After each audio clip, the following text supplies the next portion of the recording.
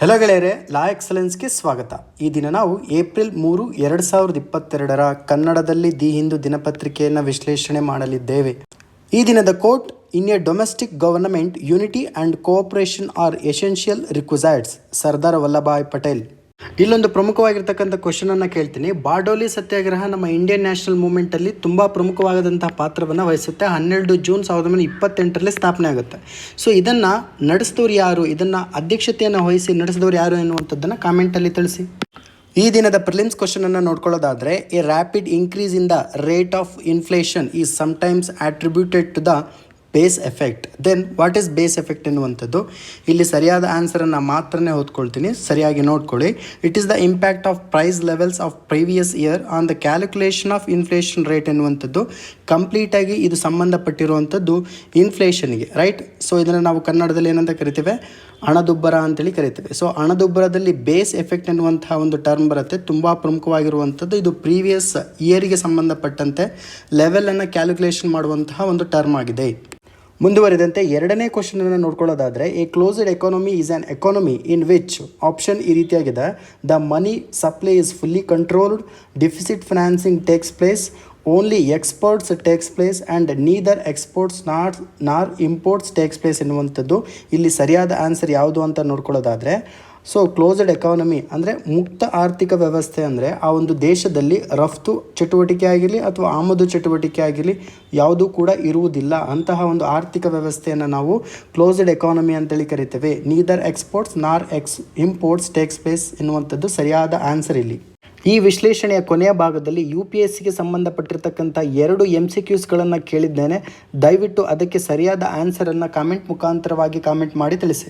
ಈ ದಿನದ ಮೊದಲನೇ ಆರ್ಟಿಕಲನ್ನು ನೋಡ್ಕೊಳ್ಳೋದಾದರೆ, India Australia deal which seeks to double bilateral trade in 5 years ಎನ್ನುವಂಥದ್ದು. ಈ ಒಂದು ಆರ್ಟಿಕಲನ್ನು ನಾವು ಇಂಟರ್ನ್ಯಾಷನಲ್ ರಿಲೇಷನ್ಶಿಪ್ ಮತ್ತು ಬೈಲ್ಯಾಟ್ರಲ್ ಗ್ರೂಪಿಂಗ್ಸ್ ಎನ್ನುವಂತಹ GS2 ಪಠ್ಯಕ್ರಮದ ಅಡಿಯಲ್ಲಿ ನೋಡ್ಕೊಳ್ಬೋದಾಗುತ್ತದೆ. ಸೊ ಭಾರತ ಮತ್ತು ಆಸ್ಟ್ರೇಲಿಯಾಕ್ಕೆ ಸಂಬಂಧಪಟ್ಟಂತೆ ಮುಂದಿನ 5 ವರ್ಷಗಳಲ್ಲಿ ಅಂದರೆ ಮುಂದಿನ 5 yearsಗಳಲ್ಲಿ ದ್ವಿಪಕ್ಷೀಯವಾಗಿರ್ತಕ್ಕಂತಹ ವ್ಯಾಪಾರವನ್ನು ಏನು ಮಾಡಬೇಕು? ದುಪ್ಪಟ್ಟುಗೊಳಿಸಬೇಕು, ದ್ವಿಗುಣಗೊಳಿಸಬೇಕು ಎನ್ನುವಂತಹ ಒಂದು ನಿರ್ಧಾರವನ್ನು, ಒಂದು ಅಗ್ರಿಮೆಂಟನ್ನು ಮಾಡಿಕೊಂಡಿರುವಂಥದ್ದು. ಸೊ ಇದೊಂದು ಪ್ರಮುಖವಾಗಿರ್ತಕ್ಕಂತಹ ಮಹತ್ತರವಾಗಿರ್ತಕ್ಕಂಥ ಆರ್ಥಿಕ ಒಪ್ಪಂದ. ಸೊ ಕ್ಯಾನ್ಬೆರಾ ಮತ್ತು ಬೀಜಿಂಗ್ ಅಂದರೆ ಆಸ್ಟ್ರೇಲಿಯಾ ಮತ್ತು ಚೀನಾ ದೇಶಗಳ ನಡುವೆ ಟೆನ್ಷನ್ಸ್ ಇದ್ರೂ ಕೂಡ ಭಾರತದೊಂದಿಗೆ ಈ ಒಂದು ಅಗ್ರಿಮೆಂಟ್ ಮಾಡ್ಕೊಂಡಿರುವಂಥದ್ದು ತುಂಬ ಪ್ರಮುಖವಾಗಿರುವಂಥದ್ದು. ಸೊ ಈ ಒಂದು ಮೀಟಿಂಗ್ನ ಪ್ರಮುಖವಾಗಿರ್ತಕ್ಕಂತಹ ಒಂದು ಹೆಸರನ್ನು ನಾವು ಇಂಡಿಯಾ ಆಸ್ಟ್ರೇಲಿಯಾದ economic cooperation and trade agreement ಅಂತೇಳಿ ಕರಿತೇವೆ. ಸೊ ಇಲ್ಲಿ ಮುಂದಿನ 5 ವರ್ಷಗಳಲ್ಲಿ $50 ಬಿಲಿಯನ್ ಮೌಲ್ಯವನ್ನು ಹೊಂದಿರತಕ್ಕಂತಹ ಒಂದು ಅಗ್ರಿಮೆಂಟನ್ನು ಮಾಡಿಕೊಳ್ಳಲಾಗಿದೆ ಭಾರತ ಮತ್ತು ಆಸ್ಟ್ರೇಲಿಯಾಕ್ಕೆ ಸಂಬಂಧಪಟ್ಟಂತೆ.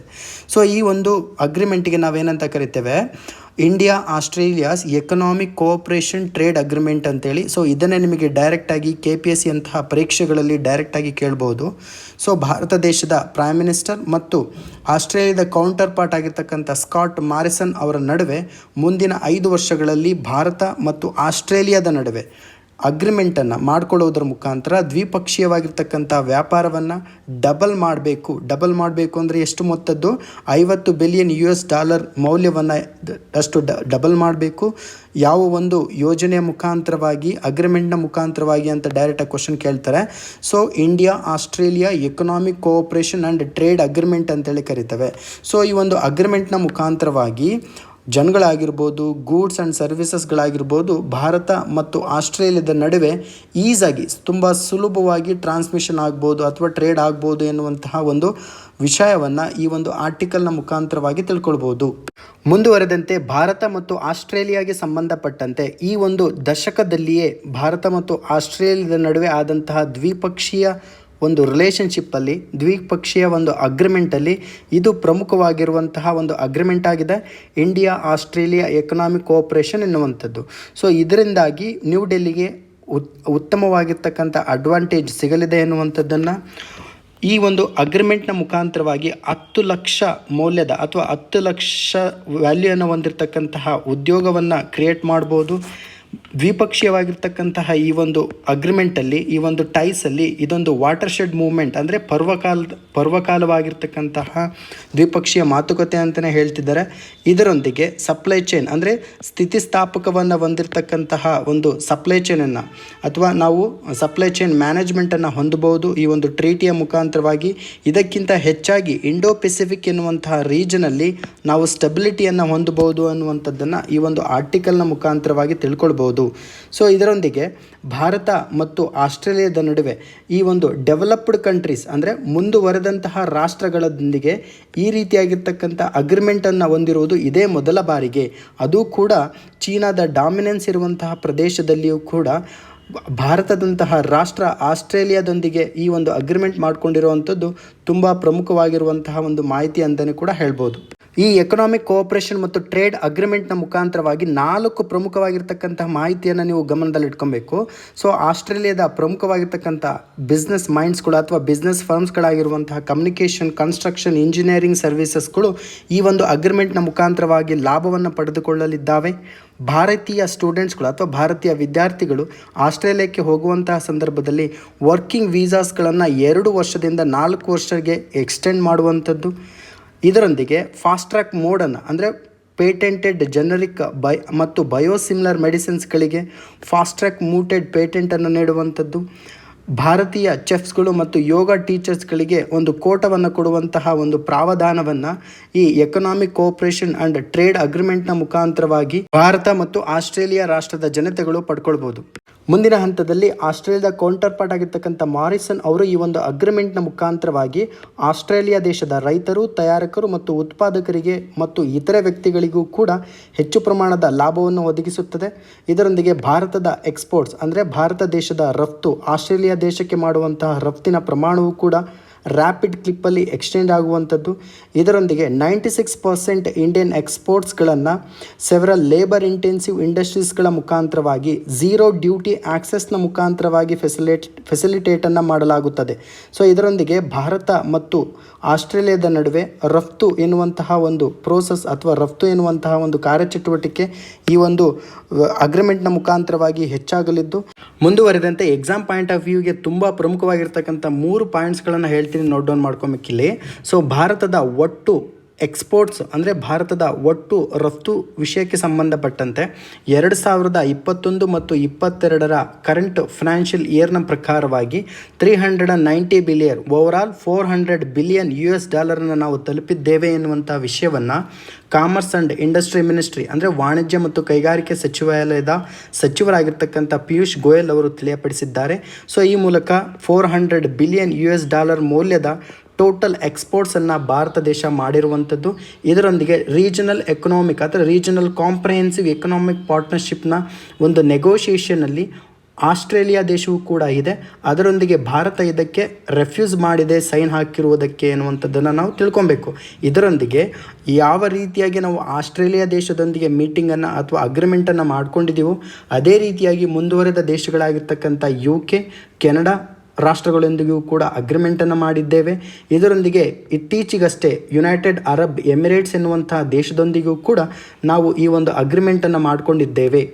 ಮುಂದಿನ article, Pak army chief calls for talks with India ಎನ್ನುವಂಥದ್ದು. ಈ ಒಂದು ಆರ್ಟಿಕಲನ್ನು ನಾವು GS2 ಅಲ್ಲಿ ಬರ್ತಕ್ಕಂಥ ಇಂಟರ್ನ್ಯಾಷನಲ್ ರಿಲೇಷನ್ಶಿಪ್, ಅದರೊಂದಿಗೆ internal security and external security ಎನ್ನುವಂತಹ ಪಠ್ಯಕ್ರಮದ ಅಡಿಯಲ್ಲಿ, ಅದರೊಂದಿಗೆ ಸೆಕ್ಯೂರಿಟಿ ಇಶ್ಯೂಸ್ ಎನ್ನುವಂತಹ ಪಠ್ಯಕ್ರಮದ ಅಡಿಯಲ್ಲೂ ಕೂಡ ನೋಡ್ಕೊಳ್ಬೋದಾಗುತ್ತದೆ.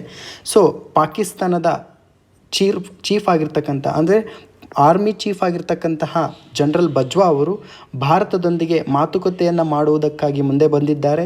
ಸೊ ಈ ಮೂಲಕ ಈ ಒಂದು ಟ್ಯಾಕ್ಸ್ನ ಹಿಂದ್ಗಡೆ ಚೀನಾದ ಒಂದು ಪಾತ್ರ ಅಥವಾ ಚೀನಾದ ರೋಲ್ ಇದೆ ಎನ್ನುವಂತಹ ಒಂದು ಇಂಟನ್ನು ಇವರು ಕೊಟ್ಟಿರುವಂಥದ್ದನ್ನು ಇಲ್ಲಿ ಗಮನಿಸ್ಬೋದು. ಇದರೊಂದಿಗೆ ಪಾಕಿಸ್ತಾನದ ಆರ್ಮಿ ಚೀಫ್ ಆಗಿರ್ತಕ್ಕಂತಹ ಒಮರ್ ಬಜ್ವಾ ಅವರು ಭಾರತದೊಂದಿಗೆ ಮೀಟಿಂಗನ್ನು ಮಾಡುವುದರ ಮುಖಾಂತರ, ಮಾತುಕತೆಯನ್ನು ಮಾಡುವುದರ ಮುಖಾಂತರವಾಗಿ ಶಾಂತಿಯುತವಾಗಿರ್ತಕ್ಕಂತಹ ಒಂದು ಡೈಲಾಗನ್ನು, ಮಾತುಕತೆಯನ್ನು ಮಾಡುವುದರ ಮುಖಾಂತರವಾಗಿ ನಾವು ಕ್ರಿಯೇಟ್ ಮಾಡ್ಕೊಳ್ಬೋದು. ಇದರೊಂದಿಗೆ 2 ರಾಷ್ಟ್ರಗಳ ನಡುವೆ ಇರತಕ್ಕಂತಹ ಒಂದು ಸಮಸ್ಯೆಯನ್ನು ಈಸಿಯಾಗಿ ನಾವು ಕ್ಲಿಯರ್ ಮಾಡ್ಕೊಳ್ಬೋದು ಎನ್ನುವಂಥದ್ದನ್ನು ಪ್ರಸ್ತಾಪಿಸಿದ್ದಾರೆ. ಈ ರೀತಿಯಾಗಿರ್ತಕ್ಕಂತಹ ಈ ಒಂದು ಮಾತುಕತೆಯ ವಿಚಾರವನ್ನು ಜನರಲ್ ಕೋಮರ್ ಬಜ್ವಾ ಅವರು ಇಂಟರ್ನ್ಯಾಷನಲ್ ಕಾನ್ಫರೆನ್ಸ್ ಅಂದರೆ ಇಸ್ಲಾಮಾಬಾದಲ್ಲಿ ನಡೆದಿರ್ತಕ್ಕಂತಹ ಇಸ್ಲಾಮಾಬಾದ್ ಸೆಕ್ಯೂರಿಟಿ ಡಯಾಲಾಗ್ ಎನ್ನುವಂತಹ ಕಾನ್ಫರೆನ್ಸ್ ಇಂಟರ್ನ್ಯಾಷನಲ್ ಕಾನ್ಫರೆನ್ಸಲ್ಲಿ ಈ ಒಂದು ಪ್ರಸ್ತಾಪವನ್ನು ಎತ್ತಿ ಹಿಡಿದಿದ್ದು, ಪಾಕಿಸ್ತಾನವು ಸದಾಕಾಲ ಡೈಲಾಗ್ ಮತ್ತು ಡಿಪ್ಲೊಮಸಿಗೆ ಮುಂದಿರಲಿದೆ. ಈ ಮುಖಾಂತರವಾಗಿ ಕಾಶ್ಮೀರಿ ಡಿಸ್ಪ್ಯೂಟನ್ನು ಕೂಡ ನಾವು ಕ್ಲಿಯರ್ ಮಾಡ್ಕೊಳ್ಬೋದು, ಭಾರತ ಇದಕ್ಕೆ ಒಪ್ಪಿಕೊಂಡರೆ ಮಾತ್ರ ಎನ್ನುವಂಥದ್ದು. ಇದರೊಂದಿಗೆ ಚೀನಾ ಮತ್ತು ಭಾರತ ದೇಶದ ನಡುವೆ ಇರತಕ್ಕಂತಹ ಬಾರ್ಡರ್ ಡಿಸ್ಪ್ಯೂಟ್ ಎನ್ನುವಂಥದ್ದು ಪಾಕಿಸ್ತಾನ ಎನ್ನುವಂತಹ ಒಂದು ರಾಷ್ಟ್ರಕ್ಕೆ ಪ್ರಮುಖವಾಗಿರ್ತಕ್ಕಂಥ ಕನ್ಸರ್ನ್ ಆಗಿದೆ. ಸೊ ಇದರೊಂದಿಗೆ ಪೀಸ್ ಟಾಕ್ನ ಮುಖಾಂತರವಾಗಿ ಈ ಮುಂದೆ ಇಟ್ಟಿರ್ತಕ್ಕಂತಹ ಈ ಒಂದು ಪ್ರಸ್ತಾಪದ ಹಿಂದೆ ಚೀನಾದ ಕೈವಾಡ ಇದೆ ಎನ್ನುವಂತಹ ಒಂದು ಹಿಂಟನ್ನು ಈ ಮುಖಾಂತರವಾಗಿ ತಿಳ್ಕೊಳ್ಬೋದು. ಮುಂದಿನ ಹಂತದಲ್ಲಿ ಇಲ್ಲೊಂದು ಪ್ರಮುಖವಾಗಿರ್ತಕ್ಕಂಥ ಪಾಯಿಂಟನ್ನು ನಾವು ಗಮನಿಸಬೇಕು. CPAC ಅಂತೇಳಿ ಕರಿತೇವೆ. ಸೊ ಈ CPACನ full form China Pakistan economic corridor ಅಂತೇಳಿ ಕರಿತೇವೆ. ಈ CPACನ ಮೆಂಬರ್ ಕಂಟ್ರೀಸ್ಗಳು ಯಾವುದು ಅಂತ ಕೇಳಿದ್ರೆ ಪಾಕಿಸ್ತಾನ್ ಮತ್ತು ಚೀನಾ ಎನ್ನುವಂಥದ್ದು. ಸೊ ಚೀನಾ ದೇಶದ ವೆಸ್ಟರ್ನ್ ಪಾರ್ಟ್ ಆಗಿರ್ತಕ್ಕಂಥ ಕ್ಸಿಂಗ್ಜಿಯಾಂಗ್ ಪ್ರಾವಿನ್ಸ್ ಎನ್ನುವಂಥದ್ದು. ಸೊ ಇದರೊಂದಿಗೆ ಪಾಕಿಸ್ತಾನದ ಒಂದು ಬಲೂಚಿಸ್ತಾನ್ ಎನ್ನುವಂತಹ ಒಂದು ಪ್ರದೇಶದ ಗ್ವಾದಾರ್ ಪೋರ್ಟ್ಗೆ ಕನೆಕ್ಟಿವಿಟಿಯನ್ನು ಬೆಳೆಸುವಂತಹ ಒಂದು ಯೋಜನೆಯನ್ನೇ ನಾವು ಸಿಂಪಲ್ ಆಗಿ ಏನಂತ ಕರಿತೇವೆ, CPAC ಅಂತೇಳಿ ಕರಿತೇವೆ. ಸೊ ಈ CPAC ಎನ್ನುವಂತಹ ಒಂದು ಪ್ರಾಜೆಕ್ಟು ರೈಲ್ವೇಸು, ರೋಡ್ವೇಸು, ಪೈಪ್ಲೈನು ಇದರೊಂದಿಗೆ ಕನೆಕ್ಷನನ್ನು ಹೊಂದಿರುವಂಥದ್ದು. ಇದರೊಂದಿಗೆ ಎನರ್ಜಿ ಆಗಿರ್ಬೋದು, ಇಂಡಸ್ಟ್ರಿ ಮತ್ತು ಇತರೆ ಇನ್ಫ್ರಾಸ್ಟ್ರಕ್ಚರ್ ಫೆಸಿಲಿಟಿಗಳನ್ನು ಪೈಪ್ಲೈನ್ನ ಮುಖಾಂತರವಾಗಿ, ರೋಡ್ನ ಮುಖಾಂತರವಾಗಿ ಮತ್ತು ರೈಲ್ವೇಸ್ನ ಮುಖಾಂತರವಾಗಿ ಸಾಗಿಸುವಂತಹ ಪ್ರಾಜೆಕ್ಟ್ ಇದಾಗಿದೆ. ಸೊ ಎಕ್ಸಾಮಲ್ಲಿ ನಿಮಗೆ ಡೈರೆಕ್ಟಾಗಿ ಕ್ವಶನನ್ನು ಕೇಳ್ಬೋದು, ಚೀನಾ ಪಾಕಿಸ್ತಾನ್ ಎಕನಾಮಿಕ್ ಕಾರಿಡಾರ್ ಎನ್ನುವಂಥದ್ದು ಯಾವ ಎರಡು ದೇಶಗಳಿಗೆ ಸಂಬಂಧಪಟ್ಟಿರುವಂಥದ್ದು, ಇದರೊಂದಿಗೆ ಯಾವ ಯಾವ ಇನ್ಫ್ರಾಸ್ಟ್ರಕ್ಚರ್ಗಳ ಮುಖಾಂತರವಾಗಿ ಟ್ರಾನ್ಸ್ಪೋರ್ಟ್ ಮಾಡಲಾಗುತ್ತದೆ. ಮುಂದಿನ article IAF celebrate 60 years of Chetak's service to the nation ಎನ್ನುವಂಥದ್ದು. ಈ ಒಂದು ಆರ್ಟಿಕಲನ್ನು ನಾವು GS 2 ಅಲ್ಲಿ ಬರ್ತಕ್ಕಂತಹ ಇಂಟರ್ನಲ್ ಸೆಕ್ಯೂರಿಟಿ ಮತ್ತು ಎಕ್ಸ್ಟರ್ನಲ್ ಸೆಕ್ಯೂರಿಟಿ ಎನ್ನುವಂಥ ಪಠ್ಯಕ್ರಮದ ಅಡಿಯಲ್ಲಿ, ಅದರೊಂದಿಗೆ ಸೆಕ್ಯೂರಿಟಿ ಇಶ್ಯೂಸ್ ಎನ್ನುವಂಥ ಪಠ್ಯಕ್ರಮದ ಅಡಿಯಲ್ಲೂ ಕೂಡ ನೋಡ್ಕೊಳ್ಬೋದಾಗುತ್ತದೆ. CISF NISA ಅಕಿಂಪೇಟಲ್ಲಿ ನಡೆದಿರ್ತಕ್ಕಂತಹ ಒಂದು ಸೆಲೆಬ್ರೇಷನಲ್ಲಿ ಸೊ ಯಾವ ಸೈಂಟಿಸ್ಟ್ಗಳು ಮತ್ತು ಟಾಪ್ ರ್ಯಾಂಕಿಂಗ್ ಅಫಿಷಿಯಲ್ಸ್ಗಳು ಮತ್ತು ಡಿಫೆನ್ಸ್ ಮಿನಿಸ್ಟರ್ ರಾಜನಾಥ್ ಸಿಂಗ್ ಅವರು ಹೆಲ್ಡ್ ಆಗಿದ್ದು, ಸೊ ಈ ಒಂದು ಸೆಲೆಬ್ರೇಷನಲ್ಲಿ ಚೇತಕ್ ಅವರ ಸರ್ವಿಸ್ ಅಂದರೆ ಚೇತಕ್ ಹೆಲಿಕಾಪ್ಟರ್ನ ಸರ್ವೀಸನ್ನು ಹೇಳಿರುವಂಥದ್ದು. ಸೊ IAF ಸೆಲೆಬ್ರೇಟ್ ಮಾಡಿರುವಂತಹ ಈ ಒಂದು ಸೆಲೆಬ್ರೇಷನಲ್ಲಿ ಚೇತಕ್ನ ಸರ್ವೀಸನ್ನು ಇಂಟ್ರೊಡ್ಯೂಸ್ ಮಾಡುವುದರ ಮುಖಾಂತರವಾಗಿ ಚೇತಕ್ ಹೆಲಿಕಾಪ್ಟರ್ಗಳು ಭಾರತ ದೇಶಕ್ಕೆ ಎಸ್ಪೆಷಲಿ ಡಿಫೆನ್ಸ್ ಒಂದು ಸೆಕ್ಟರ್ಗೆ ಯಾವ ರೀತಿಯಾಗಿರ್ತಕ್ಕಂಥ ಸೇವೆಯನ್ನು ಕೊಟ್ಟಿದೆ ಅನ್ನುವಂಥದ್ದನ್ನು ಈ ಒಂದು ಸಮ್ಮೇಳನದಲ್ಲಿ, ಈ ಒಂದು ಸೆಲೆಬ್ರೇಷನಲ್ಲಿ ವ್ಯಕ್ತಪಡಿಸಿರುವಂಥದ್ದು. ಸೊ ಈ ಒಂದು ಸರ್ವೀಸ್ಗೆ 60 years ಕಂಪ್ಲೀಟ್ ಆಗಿದ್ದು, ಸೊ ಇದರೊಂದಿಗೆ CISFನ ಗೋಲ್ಡನ್ ಜುಬ್ಲಿ ಸೆಲೆಬ್ರೇಷನಲ್ಲಿ ಈ ಒಂದು ವಿಷಯವನ್ನು ಪ್ರಸ್ತಾಪಿಸಿದೆ. ಸೊ ಮುಂದುವರೆದಂತೆ ಚೇತಕ್ ಎನ್ನುವಂತಹ ಒಂದು ವರ್ಡನ್ನು ಭಾರತದ ಇತಿಹಾಸದಲ್ಲಿ ನಾವು ಕೇಳಿದ್ದೇವೆ. ಸೊ ಭಾರತದ ಇತಿಹಾಸದಲ್ಲಿ ಹಲ್ದಿ ಘಾಟ್ ಎನ್ನುವಂತಹ ಒಂದು ಕದನ 16ನೇ ಶತಮಾನದಲ್ಲಾಗುತ್ತದೆ. ಸೊ ಆ ಒಂದು ಸಂದರ್ಭದಲ್ಲಿ ಮಹಾರಾಣಾ ಪ್ರತಾಪ್ ಎನ್ನುವಂತಹ ಒಬ್ಬ ರಾಜನ ಪ್ರಮುಖವಾಗಿರ್ತಕ್ಕಂಥ ನೆಚ್ಚಿನ ಕುದುರೆ ಯಾವುದು ಅಂದರೆ ಚೇತಕ್. ಸೊ ಅದೇ ಹೆಸರನ್ನು ಭಾರತದ ವಾಯುಸೇನೆಯಲ್ಲಿ ಕೆಲಸ ಮಾಡುವಂತಹ ಚೇತಕ್ ಎನ್ನುವಂಥ ಹೆಲಿಕಾಪ್ಟರ್ಗೂ ಕೂಡ ಇಡಲಾಗಿರುವಂಥದ್ದು. ಸೊ ಇದನ್ನು ತಯಾರು ಮಾಡಿರುವಂತಹ ಒಂದು ಸಂಸ್ಥೆ ಯಾವುದು ಅಥವಾ ಒಂದು ಅಂಡರ್ಟೇಕಿಂಗ್ ಯಾವುದು ಅಂತೇಳಿ ಕ್ವಶನನ್ನು ಕೇಳಿದ್ರೆ ಹಿಂದೂಸ್ತಾನ್ ಏರೋನಾಟಿಕ್ಸ್ ಲಿಮಿಟೆಡ್ ಎನ್ನುವಂಥದ್ದನ್ನು ನೀವು ಗಮನದಲ್ಲಿಟ್ಕೊಬೇಕು. ಸೊ ಇದರ ಒಂದು ಸೇವೆ 1962ರಿಂದಲೂ ಕೂಡ ಕೊಟ್ಟಿರುವಂಥದ್ದು ಇಲ್ಲಿ ಗಮನ ಹರಿಸುವಂತಹ ವಿಚಾರವಾಗಿರುವಂಥದ್ದು.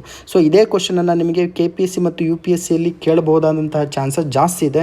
ದಯವಿಟ್ಟು ಈ ಚೇತಕ್ ಎನ್ನುವಂಥ ಹೆಲಿಕಾಪ್ಟರ್ ಬಗ್ಗೆ ಎಗೇನ್ ಮತ್ತೆ ನೋಟ್ಸನ್ನು ಮಾಡ್ಕೊಳ್ಳಿ. ಇದರೊಂದಿಗೆ ಈ ಡೈಮಂಡ್ ಜುಬ್ಲಿ ಸೆಲೆಬ್ರೇಷನ್ನ ಸಂದರ್ಭದಲ್ಲಿ ಚೇತಕ್ ವಿಷಯವಾಗಿ ಅದರೊಂದಿಗೆ 1971ರಲ್ಲಿ ಬಾಂಗ್ಲಾದ ವಿಮೋಚನೆಗೆ ಸಂಬಂಧಪಟ್ಟಂತೆ ಯುದ್ಧವನ್ನು ಮಾಡಲಾಗಿತ್ತು. ಸೊ ಈ ಸಂದರ್ಭದಲ್ಲಿ ಭಾರತದ ವಾಯುಸೇನೆಯು ಪ್ರಮುಖವಾಗಿ ಚೇತಕ್ ಎನ್ನುವಂಥ ಹೆಲಿಕಾಪ್ಟರ್ನ ಬಳಸಿಕೊಂಡು ಅತಿ ಹೆಚ್ಚು ಪ್ರಮಾಣದ ಕೊಡುಗೆಯನ್ನು ನೀಡಿರುವಂಥದ್ದನ್ನು ಇಲ್ಲಿ ಗಮನಿಸಬಹುದು. ಮುಂದಿನ article riding the waves on autism awareness day ಎನ್ನುವಂಥದ್ದು. ಈ ಒಂದು ಆರ್ಟಿಕಲನ್ನು ನಾವು ಪ್ರಿಲಿಮ್ಸ್ ಪರ್ಸ್ಪೆಕ್ಟಿವ್ ಆಗಿ ಅಂದರೆ ಪ್ರಾಥಮಿಕ ಪರೀಕ್ಷೆಗೆ ಧ್ಯೇಯವನ್ನು ಇಟ್ಟುಕೊಂಡು ಇಂಪಾರ್ಟೆಂಟ್ ಇಂಟರ್ನ್ಯಾಷನಲ್ ಈವೆಂಟ್ಸ್ ಎನ್ನುವಂತಹ ಪಠ್ಯಕ್ರಮದ ಅಡಿಯಲ್ಲಿ ನೋಡ್ಕೊಳ್ಬೋದು. ಸೊ ಏನು April 2, 2022 ವರ್ಲ್ಡ್ ಆಟಿಸಮ್ ಡೇಯನ್ನು ಸೆಲೆಬ್ರೇಟ್ ಮಾಡ್ಕೊಂಡಿದ್ದೀವಿ. ಸೊ ಈ ಒಂದು ವರ್ಲ್ಡ್ ಆಟಿಸಮ್ ಡೇಯನ್ನು ಸೆಲೆಬ್ರೇಟ್ ಮಾಡಿರುವಂತಹ ಹಿಂದೆ ಇರುವಂತಹ ಉದ್ದೇಶ ಏನು ಅಂದರೆ, ಸೊ ಏನು ನಾವು ಇಂಟೆಲೆಕ್ಚುಲಿ ಚಾಲೆಂಜ್ಡ್ ಪೀಪಲ್ ಅಥವಾ ಇಂಟೆಲೆಕ್ಚುಲಿ ಚಾಲೆಂಜ್ಡ್ ಚಿಲ್ಡ್ರನ್ ಅಂತೇಳಿ ಕರಿತೀವಲ್ವ, ಬೌದ್ಧಿಮಾಂದ್ಯವನ್ನು ಅಥವಾ ಬುದ್ಧಿಮಾಂದ್ಯವನ್ನು ಹೊಂದಿರತಕ್ಕಂತಹ ಮಕ್ಕಳ ರೈಟ್ಸನ್ನು ಮತ್ತು ಅವರ ಒಂದು ಅಕ್ನಾಲೆಜ್ಮೆಂಟನ್ನು ಐಡೆಂಟಿಫಿಕೇಷನ್ ಮಾಡುವುದಕ್ಕೆ ವರ್ಲ್ಡ್ ಆಟಿಸಮ್ ಡೇ ಅನ್ನು ನಾವು ಸೆಲೆಬ್ರೇಟ್ ಮಾಡ್ಕೊಳ್ತೀವಿ. ಸೊ ಇದನ್ನು ನಾವು ಆಟಿಸಮ್ ಅಂದರೆ ಕನ್ನಡದಲ್ಲಿ ಸ್ವಲೀನತೆ ಅಂತೇಳಿ ಕರಿತೇವೆ. ಸೊ ಇದನ್ನು ನಾವು ಪ್ರಿಲಿಮ್ಸ್ ಪರ್ಸ್ಪೆಕ್ಟಿವ್ ಆಗಿ ತಿಳ್ಕೊಬೇಕು, ತುಂಬ ಪ್ರಮುಖವಾಗಿರ್ತಕ್ಕಂಥದ್ದು. ಸೊ ಆದುದರಿಂದ ಈ ಅವೇರ್ನೆಸ್ಸನ್ನು, ಆಟಿಸಮ್ ಅವೇರ್ನೆಸ್ಸನ್ನು ಕ್ರಿಯೇಟ್ ಮಾಡೋದಕ್ಕೆ ಏಪ್ರಿಲ್ 2, 2022 ಕೇರಳ ಎನ್ನುವಂತಹ ಒಂದು ಕೋಜಿಕೋಡೆ ಎನ್ನುವಂಥ ಪ್ರದೇಶದಲ್ಲಿ ಇಂಟೆಲೆಕ್ಚುಲಿ ಚಾಲೆಂಜ್ಡ್ ಆಗಿರ್ತಕ್ಕಂತಹ ಚಿಲ್ಡ್ರನನ್ನು ಕರೆದುಕೊಂಡು ಆ ಬ್ರಿಡ್ಜನ್ನು ಏನು ಮಾಡಿದ್ದಾರೆ, ಕ್ರಾಸ್ ಮಾಡಿರುವಂಥದ್ದು. ಸೊ ಈ ಮೂಲಕ ಆಟಿಸಮ್ ಎನ್ನುವಂಥದ್ದು ಒಂದು ಡ್ರಾಬ್ಯಾಕ್ಸ್ ಅಲ್ಲ, ಇದೊಂದು ಪವರ್ ಅಂತೇಳಿ ಕ್ರಿಯೇಟ್ ಮಾಡೋದಕ್ಕೆ, ಅವೇರ್ನೆಸ್ಸನ್ನು ಕ್ರಿಯೇಟ್ ಮಾಡೋದಕ್ಕೆ ಈ ಒಂದು ಡೇಯನ್ನು ಸೆಲೆಬ್ರೇಟ್ ಮಾಡಲಾಗುತ್ತದೆ. ಮುಂದುವರೆದಂತೆ ವರ್ಲ್ಡ್ ಆಟಿಸಮ್ ಡೇಗೆ ಸಂಬಂಧಪಟ್ಟಿರ್ತಕ್ಕಂಥ ಕೆಲವೊಂದು ಪಾಯಿಂಟ್ಸ್ಗಳನ್ನು ತಿಳ್ಕೊಳ್ತಾ ಹೋಗೋಣ. ಸೊ ವರ್ಲ್ಡ್ ಆಟಿಸಮ್ ಡೇಯನ್ನು ಏಪ್ರಿಲ್ 2, 2022 ಸೆಲೆಬ್ರೇಟ್ ಮಾಡ್ತೀವಿ ಅಂತೇಳಿ ಈಗ ತಾನೇ ನಿಮಗೆ ಗೊತ್ತಾಯಿತು. ಇದನ್ನು ಯುನೈಟೆಡ್ ನೇಷನ್ ಜನರಲ್ ಅಸೆಂಬ್ಲಿ ಎನ್ನುವಂತಹ ಒಂದು ಯುನೈಟೆಡ್ ನೇಷನ್ನ ಪ್ರಮುಖವಾಗಿರ್ತಕ್ಕಂಥ ಭಾಗ 2007 ಒಂದು ರೆಸೊಲ್ಯೂಷನನ್ನು ತೆಗೆದುಕೊಳ್ಳುತ್ತೆ. ಸೊ ಹಾಗಾಗಿ 2008 ಈ ಒಂದು ಡೇಯನ್ನು ಸೆಲೆಬ್ರೇಟ್ ಮಾಡಬೇಕು ಅಂತೇಳಿ ರಾಟಿಫಿಕೇಷನನ್ನು ತೆಗೆದುಕೊಳ್ಳುವಂಥದ್ದು. ಇದರೊಂದಿಗೆ 2022 ವರ್ಲ್ಡ್ ಆಟಿಸಮ್ ಡೇನ ಒಂದು ಥೀಮ್ ಅಥವಾ ಧ್ಯೇಯವಾಕ್ಯ ಏನು ಅಂತ ನೋಡ್ಕೊಳ್ಳೋದಾದರೆ inclusive quality education for all ಎನ್ನುವಂಥದ್ದು. ಸೊ ಈ ಆಟಿಸಮ್ ಸ್ಪೆಕ್ಟರ್ ಡಿಸಾರ್ಡರ್ ಅಂತೇಳಿ ಕರಿತೀವಿ. ಈ ಒಂದು ಆಟಿಸಮ್ಗೆ ಇದು ಸಣ್ಣ ಮಕ್ಕಳಲ್ಲಿ ಅಂದರೆ ಚಿಲ್ಡ್ರನ್ಸ್ಗಳಲ್ಲಿ ಹೆಚ್ಚಾಗಿ ಬರುವಂಥದ್ದನ್ನು ನಾವು ಕಾಣ್ತೇವೆ. ಸೊ ಚಿಲ್ಡ್ರನ್ನಲ್ಲಿ ಹೆಚ್ಚಾಗಿ ಬರುವಂಥದ್ದನ್ನು ನಾವು ಕಾಣುವುದರ ಮುಖಾಂತರವಾಗಿ ಸೊ ಇದಕ್ಕೆ ಯಾವುದೇ ರೀತಿಯಾಗಿರ್ತಕ್ಕಂಥ ಕ್ಯೂರ್ ಇರೋದಿಲ್ಲ. ಸೊ ಸಣ್ಣ ಮಕ್ಕಳು ಇರುವಂತಹ ಸಂದರ್ಭದಲ್ಲಿ ಅವರು ಫಿಸಿಕಲಿ ಅಥವಾ ಮೆಂಟಲಿ ಚಾಲೆಂಜ್ಡ್ ಆಗಿ ಅಥವಾ ಇಂಟೆಲೆಕ್ಚುಲಿ ಚಾಲೆಂಜ್ಡ್ ಆಗಿ ಹೇಗಿದ್ದಾರೆ ಎನ್ನುವಂಥದ್ದನ್ನು ಐಡೆಂಟಿಫಿಕೇಷನ್ ಮಾಡೋದಕ್ಕಾಗೋದಿಲ್ಲ. ಸೊ ಆದುದರಿಂದ ಚಿಲ್ಡ್ರನ್ಸ್ಗಳಿಗೆ ಬಂದಿರುವುದರ ಮುಖಾಂತರನೂ ಕೂಡ ನಮಗೆ ಬೇಗನೆ ತಿಳ್ಕೊಳ್ಳೋಕ್ಕೆ ಸಾಧ್ಯವಾಗಿರುವುದಿಲ್ಲ. ಆದುದರಿಂದ ಈ ಒಂದು ಡಿಸಾರ್ಡರನ್ನು ಅರ್ಲಿಯಾಗಿ ಅಟೆನ್ಷನ್ ಮಾಡೋದಕ್ಕೆ ನಮ್ಮ ಕೈಯಲ್ಲಿ ಆಗ್ತಾ ಇಲ್ಲ. ಸೊ ಪ್ರೆಸೆಂಟ್ಲಿ ಇದಕ್ಕೆ ಯಾವುದೇ ರೀತಿಯಾಗಿರ್ತಕ್ಕಂಥ ಕ್ಯೂರ್ ಅನ್ನೋದು ಇರುವುದಿಲ್ಲ ಎನ್ನುವಂಥದ್ದನ್ನು ಗಮನಿಸಬೇಕು. ಅದರೊಂದಿಗೆ ಸೊಸೈಟಿಲಿ ಇರುವಂತಹ ಒಂದು ಸ್ಕಿಲ್ಲನ್ನು ಈ ಒಂದು ಆಟಿಸಮನ್ನು ಹೊಂದಿರತಕ್ಕಂತಹ ಮಕ್ಕಳು ಪ್ರಮುಖವಾಗಿರ್ತಕ್ಕಂಥ ವಿಶಿಷ್ಟವಾಗಿರ್ತಕ್ಕಂಥ ಸ್ಕಿಲ್ಸ್ಗಳನ್ನು ಹೊಂದಿರ್ತಾರೆ. ಅದೇ ರೀತಿಯಾಗಿರ್ತಕ್ಕಂಥ ಅವರಿಗೆ ನೀಡ್ಸ್ಗಳು ಕೂಡ ಬೇಕಾಗ್ತದೆ, ಅದರಲ್ಲಿ ಚಾಲೆಂಜಸ್ಗಳು ಕೂಡ ಇರುತ್ತೆ. ಸೊ ಎಲ್ಲ ಚಾಲೆಂಜಸ್ಗಳನ್ನು, ಎಲ್ಲ ಅಂಶಗಳನ್ನು ಗಮನದಲ್ಲಿಟ್ಕೊಂಡು so United Nation General Assembly ಎನ್ನುವಂಥದ್ದು ಈ ಒಂದು ಆಟಿಸಮ್ ಡೇಯನ್ನು ಸೆಲೆಬ್ರೇಟ್ ಮಾಡ್ತಾ ಇದೆ. ಸೊ ಇದರೊಂದಿಗೆ ಸೊಸೈಟಿಯಲ್ಲಿ ಸೊ ಯಾವ ರೀತಿಯಾಗಿ ಅವರನ್ನು ನರ್ಚರ್ ಮಾಡಬೇಕು, ಅವರಿಗೆ ಯಾವ ರೀತಿಯಾಗಿರ್ತಕ್ಕಂಥ ಬೆಟರ್ ಸೊಸೈಟಿಯನ್ನು ಕ್ರಿಯೇಟ್ ಮಾಡಿಕೊಡಬೇಕು ಆಟಿಸಮನ್ನು ಹೊಂದಿರತಕ್ಕಂಥ ಮಕ್ಕಳಿಗೆ ಎನ್ನುವಂಥದ್ದು. ಸೊ ಅದರೊಂದಿಗೆ ಅವರಿಗೆ ಕ್ವಾಲಿಟಿ ಎಜುಕೇಷನನ್ನು ಕೊಡಬೇಕಾಗಿರುವಂಥದ್ದು, ಸಸ್ಟೈನಬಲ್ ಡೆವಲಪ್ಮೆಂಟ್ ಗೋಲ್ಸ್ಗಳಿಗೆ ಸಂಬಂಧಪಟ್ಟಂತೆ ಅವರಿಗೆ ಪ್ರಮುಖವಾಗಿರ್ತಕ್ಕಂತಹ ಸ್ಥಾನಮಾನವನ್ನು ನೀಡುವಂಥದ್ದು. ಇವೆಲ್ಲ ವಿಷಯವನ್ನು ಗಮನದಲ್ಲಿಟ್ಕೊಂಡು ವರ್ಲ್ಡ್ ಆಟಿಸಮ್ ಡೇಯನ್ನು ನಾವು ಏಪ್ರಿಲ್ 2, 2022 ಸೆಲೆಬ್ರೇಟ್ ಮಾಡಿದ್ದೀವಿ ಎನ್ನುವಂಥದ್ದು ಪ್ರಮುಖವಾಗಿರ್ತಕ್ಕಂಥ ವಿಷಯ. ಮುಂದಿನ article army inducts Russian MANPADS ಎನ್ನುವಂಥದ್ದು. ಈ ಒಂದು ಆರ್ಟಿಕಲನ್ನು ನಾವು GS3 ಬರುವಂತಹ ಸೈನ್ಸ್ ಆ್ಯಂಡ್ ಟೆಕ್ನಾಲಜಿ, ವಿಜ್ಞಾನ ಮತ್ತು ತಂತ್ರಜ್ಞಾನ ಎನ್ನುವಂತಹ ಪಠ್ಯಕ್ರಮದ ಅಡಿಯಲ್ಲೇ ನೋಡ್ಕೊಳ್ಬೋದು. ಇಲ್ಲಿ ನಮಗೆ ಪ್ರಿಲಿಮ್ಸ್ ಪಾಯಿಂಟ್ ಆಫ್ ವ್ಯೂ ಅಲ್ಲಿ ನೋಡ್ಕೊಳ್ಬೇಕಾಗಿರುವಂಥ ಪ್ರಮುಖವಾದ ಪಾಯಿಂಟ್ ಏನು ಅಂದರೆ ಮ್ಯಾನ್ ಪೋರ್ಟ್ಸ್ ಎನ್ನುವಂಥದ್ದು, man portable air defence system ಅಂತೇಳಿ ಕರಿತೇವೆ. ಸೊ ನೋಡಿ, ಈ ಒಬ್ಬ ವ್ಯಕ್ತಿ ಹೋಲ್ಡ್ ಮಾಡಿರುವಂತಹ ಈ ಒಂದು ವೆಪನನ್ನು ನಾವೇನಂತ ಕರಿತೀವಿ, ಮ್ಯಾನ್ ಪ್ಯಾಡ್ ವೆಪನ್ ಅಂತ ಕರಿತೀವಿ. ಇದನ್ನು ನಾವು ಲೈಟ್ ವೆಯ್ಟ್ ಕ್ಯಾರಿಯರ್ ಅಂತೇಳಿ ಕರಿಬೋದು. ಸೊ ಈ ಒಬ್ಬ ಮನುಷ್ಯನು ಕೂಡ ಈ ಒಂದು ವೆಹಿಕಲ್, ಈ ಒಂದು ವೆಪನನ್ನು ಹೋಲ್ಡ್ ಮಾಡಿಕೊಂಡು ಕ್ಯಾರಿ ಮಾಡುವಂತಹ ಲೈಟ್ ವೆಯ್ಟ್ ವೆಪನ್ ಆಗಿರುವಂಥದ್ದು. ಸೊ ಇದಕ್ಕೆ ಸಂಬಂಧಪಟ್ಟಂತೆ ಭಾರತ ದೇಶದ ಆರ್ಮಿಯು ಕೂಡ ತುಂಬ ದಿನಗಳ ಹಿಂದೆ ಈ ಒಂದು ಹೋಲ್ಡನ್ನು, ಈ ಒಂದು ಏರ್ ಡಿಫೆನ್ಸ್ ಸಿಸ್ಟಮನ್ನು ಹೊಂದಬೇಕು ಎನ್ನುವಂತಹ ಒಂದು ನಿರ್ಧಾರವನ್ನು, ಒಂದು ಆಸೆಯನ್ನು ಹೊಂದಿತ್ತು. ಆದರೆ ರಷ್ಯಾದಿಂದ ಕಲೆಕ್ಟ್ ಮಾಡಿರಾಗಿರುವಂತಹ IGLA-S ಎನ್ನುವಂತಹ ಸಿಸ್ಟಮನ್ನು ಇತ್ತೀಚೆಗೆ ಭಾರತ ದೇಶದ ಆರ್ಮಿಯವರು ಇಂಡಕ್ಟ್ ಮಾಡಿದ್ದಾರೆ. ಸೊ ಈ ಒಂದು ಇಂಡಕ್ಟ್ ಮಾಡಿರುವಂತಹ IGLA-S ಎನ್ನುವಂಥ ಶಾರ್ಟ್ ರೇಂಜ್ ವೆಪನ್ ಸಿಸ್ಟಮ್ ತುಂಬ ಪ್ರಮುಖವಾಗಿರುವಂಥದ್ದು. ಇದು ಮ್ಯಾನ್ ಪ್ಯಾಡ್ನ ಒಂದು ಬದಲಿಯಾಗಿ ಬಳಕೆ ಮಾಡಿರುವಂತಹ ಒಂದು ಸಿಸ್ಟಮ್ ಆಗಿರುವಂಥದ್ದು. ಇದನ್ನು ಎಮರ್ಜೆನ್ಸಿ ಪ್ರೊಕ್ಯೂರ್ಮೆಂಟ್ನ ಮುಖಾಂತರವಾಗಿ ಭಾರತದ ರಕ್ಷಣಾ ವಲಯ ಅಥವಾ ರಕ್ಷಣಾದ ಸೇನೆಯು ಏನು ಮಾಡಿದೆ, ರಷ್ಯಾ ದೇಶದಿಂದ ತೆಗೆದುಕೊಂಡಿರುವಂಥದ್ದನ್ನು ನಾವು ಇಲ್ಲಿ ಗಮನಿಸ್ಬೋದು.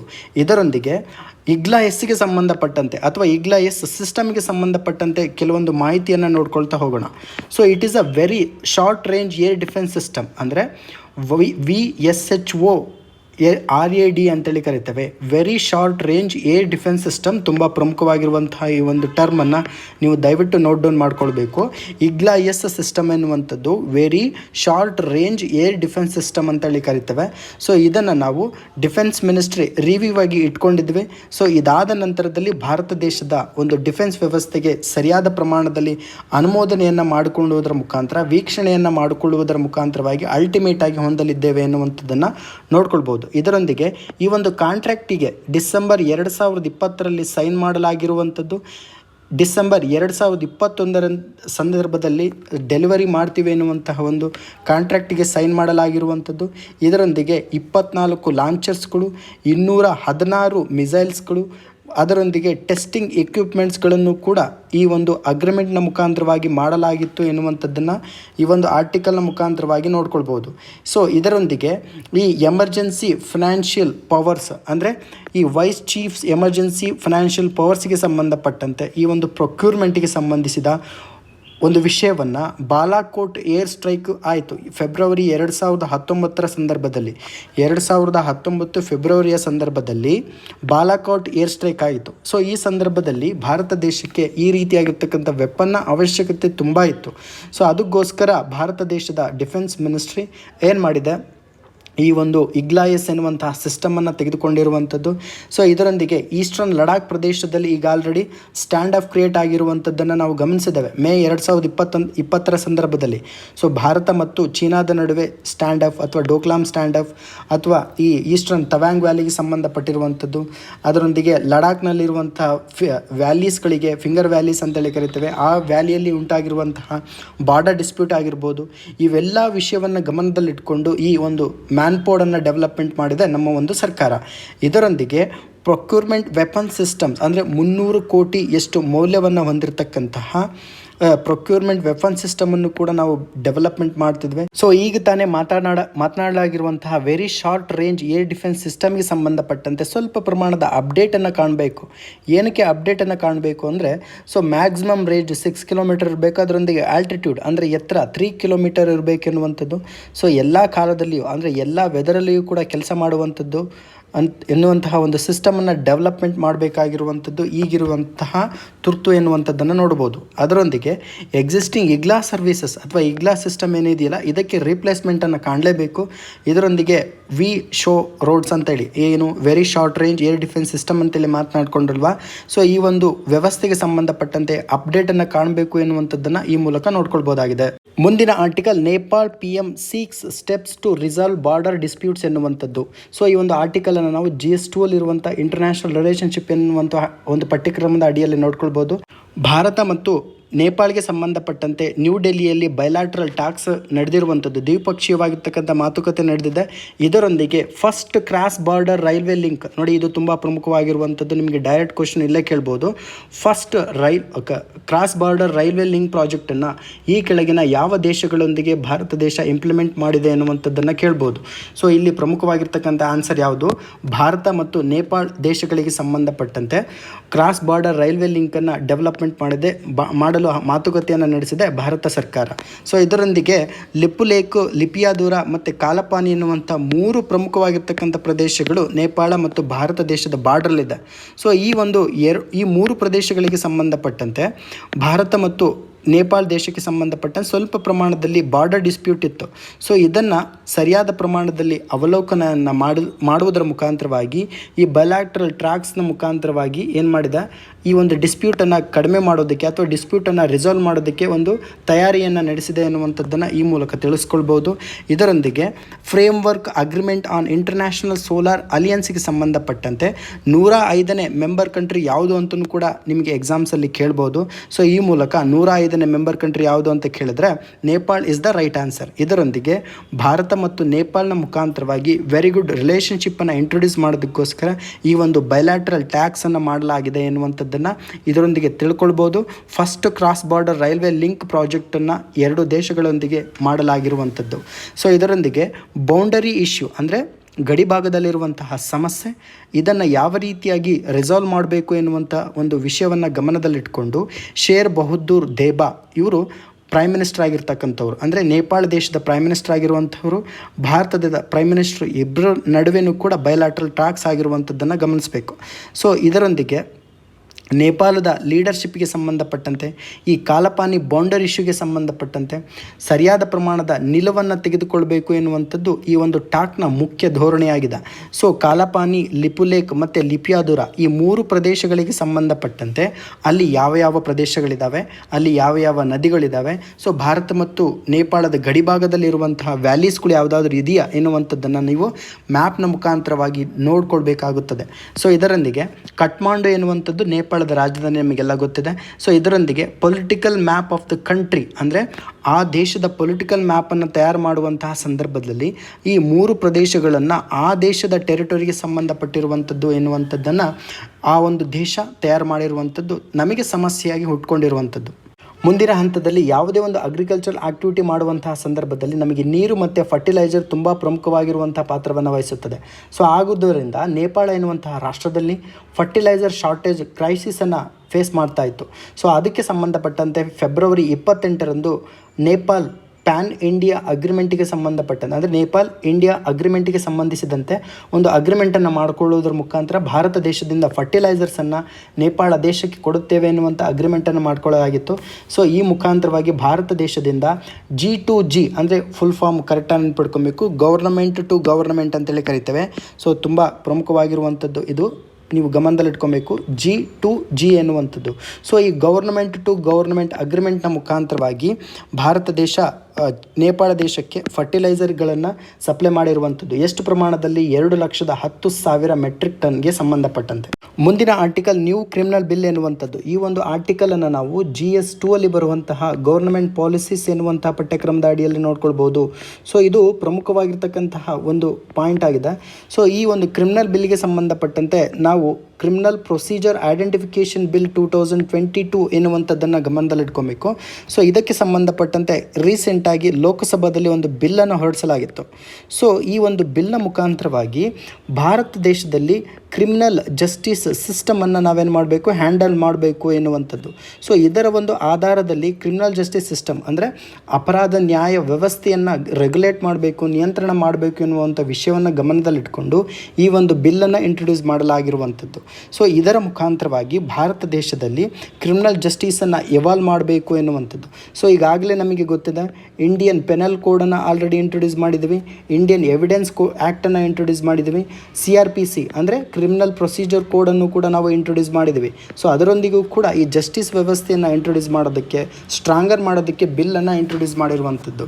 ಸೊ ಇಲ್ಲಿ ಒಂದು ಪ್ರಮುಖವಾಗಿರ್ತಕ್ಕಂಥ ಮಾಹಿತಿಯನ್ನು ಹೇಳ್ತೀನಿ, ಗಮನದಲ್ಲಿಟ್ಕೊಳ್ಳಿ. ಯಾವುದೇ ಒಬ್ಬ ವ್ಯಕ್ತಿಗೆ ಆ ಟ್ರಯಲನ್ನು ನಡೆಯುವಂತಹ ಸಂದರ್ಭದಲ್ಲಿ, ಅಥವಾ ಒಬ್ಬ ಕನ್ವಿಕ್ಟೆಡ್ ಪರ್ಸನ್ನಿಗೆ ಟ್ರಯಲನ್ನು ನಡೆಯುವಂತಹ ಸಂದರ್ಭದಲ್ಲಿ ಅವನ ಬಯೋಮೆಟ್ರಿಕ್ ಇನ್ಫಾರ್ಮೇಷನನ್ನು ಕಲೆಕ್ಟ್ ಮಾಡುವಂಥದ್ದು, ರೆಟಿನಾ ಇನ್ಫಾರ್ಮೇಷನನ್ನು ಕಲೆಕ್ಟ್ ಮಾಡುವಂಥದ್ದು, ಐರಿಸ್ ಇನ್ಫಾರ್ಮೇಷನನ್ನು ಕಲೆಕ್ಟ್ ಮಾಡುವಂಥದ್ದು, ಇವೆಲ್ಲ ವಿಷಯಗಳನ್ನು ಒಳಗೊಂಡಿರುವಂತಹ ಒಂದು ಬಿಲ್ ಇದಾಗಿರುವಂಥದ್ದು.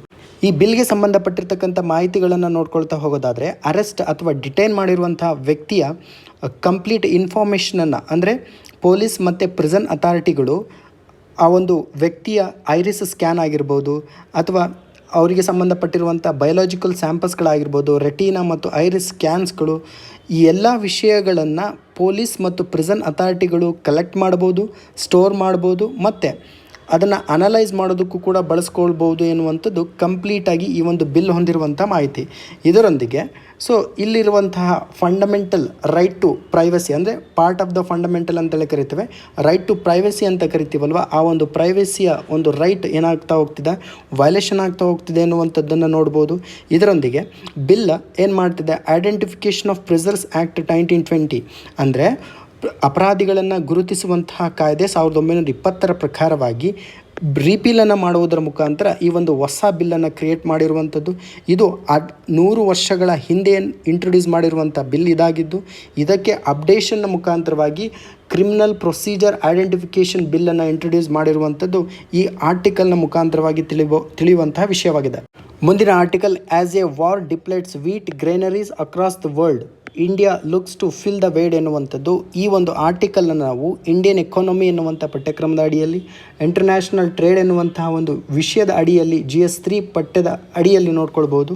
ಸೊ ಇದರೊಂದಿಗೆ ರಷ್ಯಾ ಮತ್ತು ಉಕ್ರೇನ್ಗೆ ಸಂಬಂಧಪಟ್ಟಂತೆ ಈಗ ಆಲ್ರೆಡಿ ನಾವು ವಾರ್ ಟೆನ್ಷನ್ಸನ್ನು ನೋಡ್ಕೊಳ್ತಾ ಇದ್ದೀವಿ. ಇದರೊಂದಿಗೆ ಈ ರಷ್ಯಾದ ವಿರುದ್ಧವಾಗಿ ಸ್ಯಾಂಕ್ಷನ್ಸ್ಗಳನ್ನು ಕೂಡ ಇಂಪೋಸ್ ಮಾಡಿರುವಂಥದ್ದು.